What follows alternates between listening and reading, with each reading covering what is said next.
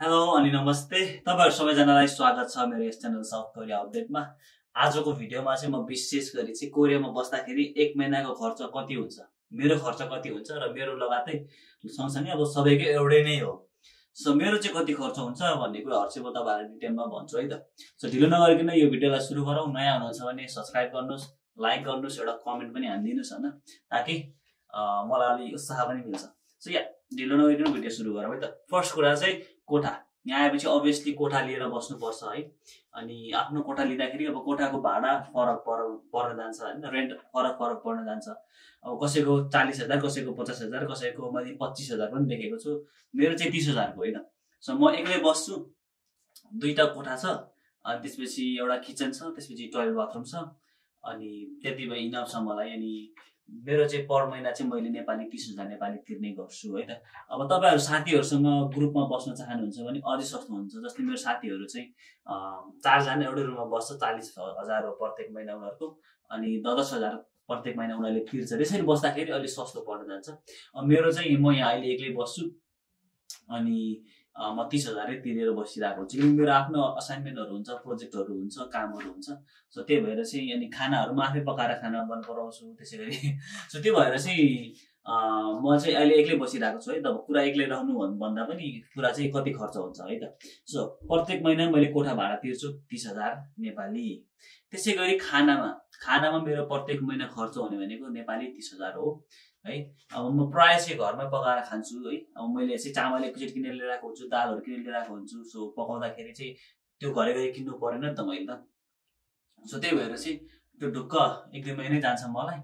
So त्यही भएर चाहिँ मेरो महिनामा चाहिँ जस्ट 30,000 नेपाली चाहिँ खर्च हुन्छ। प्रायको चाहिँ अब सँगै बस्ने भएपछि चाहिँ अलि कम खर्च हुने हो, सँगै बस्ने भएपछि चाहिँ। तर हैन, अब तपाईहरु चाहिँ एक्लै बस्ने हो भने म जसरी नै त्यसरी बस्दाखेरि चाहिँ अलि कम खर्च हुन जान्छ है। अनि त्यसपछि तपाईको कुरा गर्ने हो भने चाहिँ खाना कुरामा चाहिँ म कहिले बाहिर जान्छु, कहिले चाहिँ घरै बसेर खाने हो। प्राय चाहिँ घरमै हुन्छु र बाहिर जान कहिले अब घरमा पकाएर खाने मुड पनि चल्दैन। कतिले अब बाहिरको कामहरुमा बिजी हुन्छु, त्यही भएर बाहिर पनि खाना चाहिँ मैले खाने गर्छु। त्यही भएर मेरो चाहिँ मन्थली चाहिँ 30,000 सम्म नेपाली चाहिँ पर्न जान्छ है त। त्यसैगरी तेस्रो नम्बरमा छ इलेक्ट्रिसिटी है त, बिजुली बत्ती। बिजुली बत्तीमा चाहिँ मेरो प्रत्येक महिना मैले 2,000 नेपाली तिर्ने गर्छु है। प्राय 2,000, 1,500 कि 2,000 को रेन्जमा 2,500 को हुन्छ, तर मैले 2,000 राखेको छु। प्राय चाहिँ 2,000 नै आउँछ मेरो। सो 2,000 नेपाली चाहिँ म प्रत्येक महिना बिजुली बत्तीमा तिर्छु है। अब यसको चाहिँ अब ग्यास, त्यसपछि तपाईको एसी, फ्रिजहरु सबै कुरा चलाउँदाखेरि चाहिँ अलि महँगो पर्न जान्छ, त्यति हुन जान्छ है त। त्यसैगरी प्रत्येक महिनाको वाइफाई, अब वाइफाई चाहिँ नै हाल्यो। वाइफाईको मैले प्रत्येक महिना 3,500 नेपाली तिर्छु है त। 3,500 नेपाली चाहिँ वाइफाईको पर्यो। त्यसैगरी ग्यास प्रत्येक महिना, अब घर त चलाउनु पर्यो, ग्यास त चलाउनु पर्यो खाना पकाउनलाई। सो प्रत्येक महिना मेरो ग्यासमा चाहिँ जान्छ 2,500 है, 2,500 नेपाली। र त्यसैगरी पानी, अब पानी खाने पानी पनि हुन्छ। अब खाने पानी मैले किन्छु कतिचोटि, अनि अब धाराको पानी चाहिँ मैले युज गर्दिनँ खासै। अनि धाराको पानी पनि अब तपाईको खानालाई भन्न खोजेको, धाराको पानी खानको लागि त युज गरिदैन, त्यही भएर आफ्नो पानी किन्छु मैले। अनि तर चाहिँ मेरो चाहिँ यहाँको धाराको लागि पानीहरु जति पनि सबै चाहिँ घरबेटीले मलाई फ्री नै दिनु भएको छ। अब आफूले खाने पानीको कुराहरुमा अलिकति त्यो कम्प्रोमाइज गर्नुपर्छ, त्यो चाहिँ एक्स्ट्रामा जान्छ है त। सो पानी चाहिँ फ्री छ है त। सो मोबाइल, अब अर्को कुरा रह्यो मोबाइलको कुरा। 7औं नम्बरमा मोबाइल हैन। मोबाइल पनि चलाउनु पर्यो, मोबाइलको इन्टरनेट हुन्छ। अब प्रत्येक महिनाको तपाईको मन्थली पे गर्ने सिस्टम हुन्छ यहाँ चाहिँ। नेपालमा जस्तो सिम कार्ड हालेर रिचार्ज कार्ड गरेर गर्ने हुँदैन। त्यसरी पनि गर्न त मिल्छ, तर मैले चाहिँ अब प्रत्येक मन्थली नै को गरेको छु। मोबाइलमा चाहिँ मेरो 2,000 नेपाली जान्छ है त। सो रुमको र खानाको 30,000 60,000 भयो। इलेक्ट्रिसिटीको 2,000, वाइफाईको 3,500, त्यसैगरी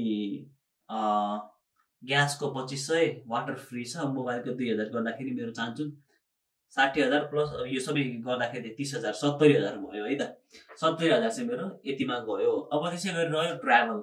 अब यहाँ भइसकेपछि, कोरियामा बसिसकेपछि तपाईको ट्राभल खर्च पनि हुन्छ है। ट्राभल गर्दाखेरि तपाईको सबवे चढ्ने, बस चढ्ने, कति ट्याक्सी चढ्ने कुराहरु हुन्छ। त्यही भएर मैले चाहिँ ट्राभल गर्दाखेरि चाहिँ मेरो प्रत्येक महिनामा चाहिँ मेरो 5,000 नेपाली जति चाहिँ यताउता यात्रा गर्दाखेरि नै खर्च हुन्छ है त। म अलि कम नै प्रिफर गर्छु बस चढ्नलाई चाहिँ। बस चढ्यो भने अलि महँगो पर्छ, ट्याक्सी चढ्यो भने त झनै महँगो हो। सो म चाहिँ प्राय चाहिँ सबवे नै चढ्छु है, ट्रेन या त सबवे चढ्ने गर्छु। त्यही भएर मैले मन्थली चाहिँ नेपाली 5,000 राखेको छु ट्राभलमा। त्यसको 9 नम्बरमा हेल्थ इन्सुरेन्स। यहाँ चाहिँ कोरियामा आइसकेपछि तपाईँहरू सबैजनाले हेल्थ इन्सुरेन्स गर्नुपर्छ। हेल्थ इन्सुरेन्स गर्नु भएन भने चाहिँ त्योभन्दा ठुलो मूर्खता केही पनि हुँदैन होइन। किनकि मैले आफैले पनि भोगेको छु। मेरो कलेजको एकजना दिदी हुनुहुन्थ्यो, उहाँ चाहिँ फिलिपिन्सको हो होइन।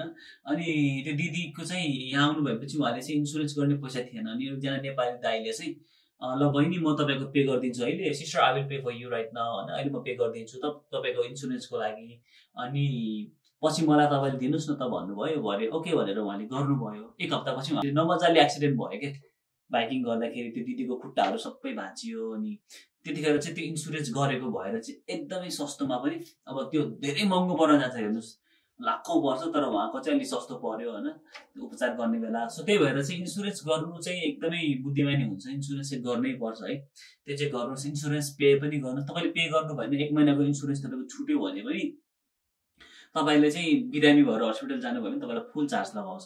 मलाई त्यस्तै भएको छ क्या। जस्तै मेडिसिन तपाईँको औषधिलाई, जस्तै मानौँ अब यहाँ 500 रुपियाँ पर्ने औषधिलाई चाहिँ अब इन्सुरेन्स पे गरेर 500 रुपियाँ पर्ने औषधि इन्सुरेन्स पे नगरिकन गर्दाखेरि तपाईँको 3000 4000 उस्तै पहिले 5000 पनि पुग्छ क्या। मैले एकचोटि त्यस्तै भएर चाहिँ मैले 5000 नेपाली तिरेको छु सानो एउटा मेडिसिनको लागि, मेरो एलर्जी भएर है त। त्यो इन्सुरेन्सको कुराहरू चाहिँ तपाईँले गर्नुपर्छ। इन्सुरेन्समा मेरो 6000 नेपाली जान्छ। सो एक्स्ट्रा ड्रिङ्क्स, कफी, साथीहरूसँग कहिले कहिले कफी खाने कुराहरू हुन्छ, त्यसपछि स्न्याक्सहरू किन्ने कहिले कहिले त हुन्छ, त्यसमा चाहिँ मैले 5000 नेपाली राखेको छु है त। सो ट्राभल इन्सुरेन्स र यताउता एक्स्ट्रा कफी सफी ड्रिङ्क्स गर्दाखेरि चाहिँ मेरो 1600 होइन 16000 चाहिँ खर्च हुन्छ। सो टोटल कति रह्यो भन्दाखेरि चाहिँ खाना र फुडको 33000 60000 भयो, इलेक्ट्रिसिटी, वाइफाई, ग्यास र मोबाइलको गरेर 10000 70000 भयो, ट्राभलको 5000, हेल्थ इन्सुरेन्सको 6000, कफी, अनि त्यसपछि यताउता अब ड्रिङ्क्सहरू कहिले कहिले होइन साथीहरूसँग चाहिँ जुसहरू खाने, क्याफेमा गएर खाने गरिन्छ, त्यसको लागि चाहिँ स्न्याक्सहरू खाँदाखेरि चाहिँ 5000 राखेको छु। त्यो गरेर 16000 भयो। टोटल चानचुन गर्दाखेरि चाहिँ 83000 पुग्नु जान्छ है। 83 to 85 मेरो प्रत्येक महिना चाहिँ 85 है 83 देखि 85,000 नेपाली चाहिँ खर्च हुन्छ एज अ स्टुडेन्ट। अब कुरा रह्यो कमाइ चाहिँ कति हुन्छ भन्ने कुरा रह्यो। मैले पहिलाको भिडियोमा पनि भनेको छु है, अब कमाइको कुराहरू चाहिँ म तपाईँलाई कसरी भन्न चाहन्छु भने एक्ज्याक्टली यति नै हुन्छ भन्नुभन्दा पनि म तपाईँलाई चाहिँ यसरी भन्न रुचाउँछु। एक दिनमा चाहिँ तपाईँको 10 घन्टा काम गर्नु मिल्छ, 12 घन्टा पनि काम गर्नु मिल्छ होइन। पर घन्टाको 12,000 नेपालीको है, नेपाली 1200 को हिसाबले पर घन्टा 10 घन्टाको हिसाबले दिनमा 10 घन्टा हुन्छ नि, 12 1 घन्टाको 1200 इन्टु 10 घन्टा गर्नुहोस्। अनि त्यही अनुसारले तपाईँको अब कति दिन काम गर्नुहुन्छ तपाईँले हप्तामा, कति महिनामा कति दिन काम गर्नुहुन्छ, त्यही अनुसारले इन्टु गरेर टोटल निकाल्न सक्नुहुन्छ। सो सबैको चाहिँ इन्कम फरक फरक हुन्छ। कसैको अब हप्ताको महिनाको चाहिँ तपाईँको चाहिँ 30 दिन काम गर्ने पनि हुन्छ होइन, अब कसैको चाहिँ 28 दिन काम गर्ने, 25 दिन काम गर्ने पनि हुन्छ, कोही कामै नगर्ने पनि हुन्छ होइन। सो त्यही भएर चाहिँ अब यो फरक हुन्छ। मैले एक्ज्याक्टली यति नै हुन्छ भनेर चाहिँ यति कमाइन्छ भनेर भन्न चाहिँ मिल्दैन। सो खर्च चाहिँ म आफै एक्लै बस्छु, त्यही भएर मलाई अलिक महँगो पर्न जान्छ है। मैले अब खानाको कुरामा, त्यसै गरी तपाईँको बिजुली बत्तीको कुराहरू सबै आफै तिर्छु, रुमको भाडाहरू आफै तिर्छु। साथीहरूसँगै भएको भए चाहिँ बरु अलिक कम हुन्थ्यो, सेयर हुन्थ्यो नि त। सो त्यही भएर आफै तिर्छु, मलाई त्यही भएर अलिकति महँगो पर्न जान्छ। सो त्यही अनुसारले तपाईँ पनि माइन्ड मेकअप गरेर कोरिया आउँदै हुनुहुन्छ भने त्यही अनुसारले माइन्ड मेकअप गरेर आउनुहोस्। यहाँ आएपछि काम गरेर बसेर खानालाई र बचाउनलाई सकिन्छ, किन नसक्ने हो, अहिलेसम्म धेरैले गर्नुभएकै छ होइन।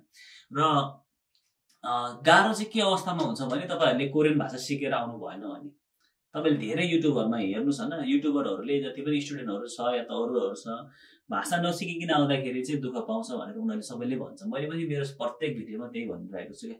सो भाषा एकदमै सिक्नुहोस्, भाषा सिक्नु भएन भने चाहिँ गाह्रो हुन्छ तपाईँहरूलाई।